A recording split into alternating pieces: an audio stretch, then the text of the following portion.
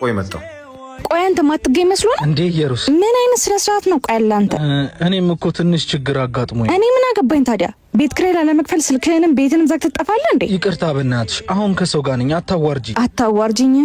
አሁን ብሩን ስጥ። አሁን ማለቴ በኋላ አስገባልሻለሁ። ከዛሬ አልፍ። ዛሬ መጨረሻ ነው፣ አለበለዚያ ቃና አውጥቼ ነው የምጥልልህ።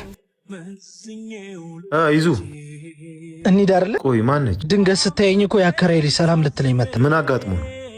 ሁሉንም ሰምቻለሁ። ቤት ካላደረክ የት እያደረክ? ትንሽ ችግር ውስጥ ነኝ። በዚህ ጊዜ ደግሞ ሰው ማስቸገር ከባድ ነው። ያበደርኩት ሰው ነበር፣ ስጠይቀው ከለከለ። ታዲያ ለምን አልነገርከኝም?